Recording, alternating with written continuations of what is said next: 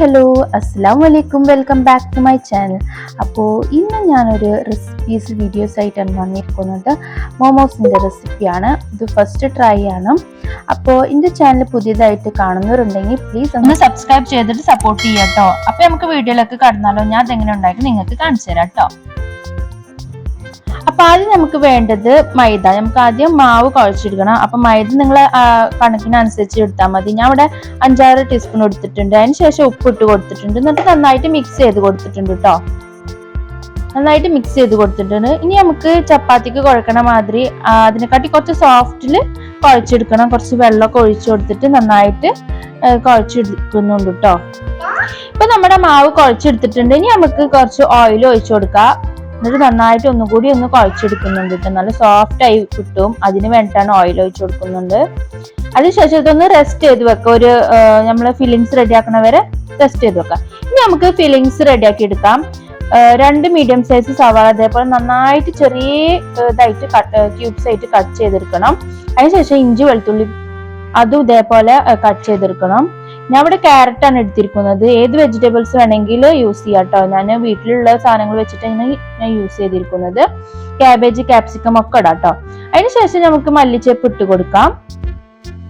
അതിനുശേഷം നമ്മൾ ചിക്കന് മഞ്ഞൾപ്പൊടി, ഉപ്പ്, കുരുമുളക് പൊടി ഒക്കെ ഇട്ടിട്ട് വേവിച്ചിട്ട് ഷ്രെഡ് ചെയ്തെടുത്തതാണ് കേട്ടോ.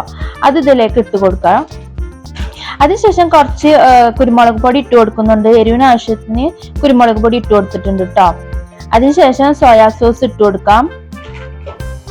അതിനുശേഷം വിനേഗർ അല്ലെങ്കിൽ ലെമൺ ഏതിലൊന്ന് യൂസ് ചെയ്യാം. എന്നിട്ട് നന്നായിട്ട് മിക്സ് ചെയ്ത് എടുക്കാം കേട്ടോ. നന്നായിട്ട് മിക്സ് ചെയ്തെടുക്കണം. എല്ലാ ഭാഗത്തും നന്നായിട്ട് യോജിക്കണം.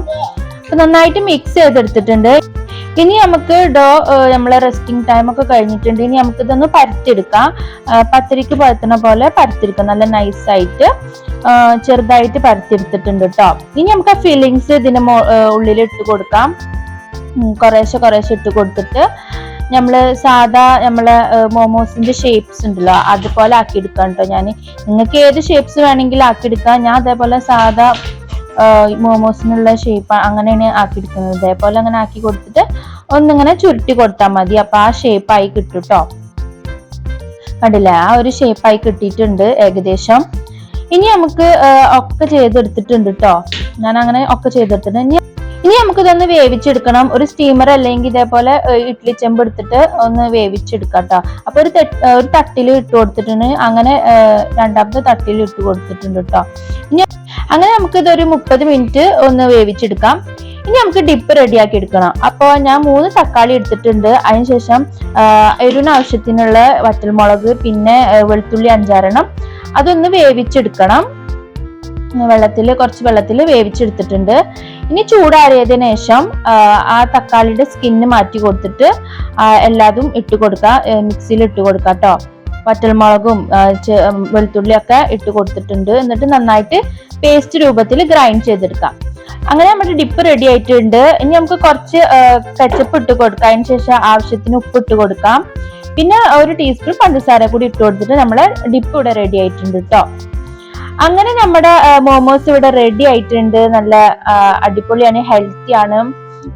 ഫസ്റ്റ് ട്രൈ ആണ്. അപ്പൊ അതുകൊണ്ട് തന്നെ അതിന്റെ ഷേപ്സ് ഒക്കെ ഒന്ന് മാറി കിട്ടിയിട്ടുണ്ട് കേട്ടോ. അങ്ങനെ ഇങ്ങനെ ആയിട്ടുണ്ട്. അപ്പൊ ഇത്ര ഉള്ളൂ. നിങ്ങൾക്ക് ഈ റെസിപ്പി ഇഷ്ടപ്പെട്ടാൽ പ്ലീസ് ഒന്ന് ട്രൈ ചെയ്തിട്ട് കമന്റ് ബോക്സിൽ കമന്റ് ചെയ്യാം കേട്ടോ. അപ്പോൾ നിങ്ങൾ എന്റെ ചാനൽ സബ്സ്ക്രൈബ് ചെയ്യാത്തവരുണ്ടെങ്കിൽ പ്ലീസ് സബ്സ്ക്രൈബ് ചെയ്യുക, സപ്പോർട്ട്. അപ്പൊ ഇനി ഇതേപോലത്തെ വെറൈറ്റീസ് വീഡിയോസ് ആയിട്ട് വീണ്ടും വരാം. അപ്പൊ അതുവരേക്കും ബൈ ബൈ, അസ്സലാമു അലൈക്കും.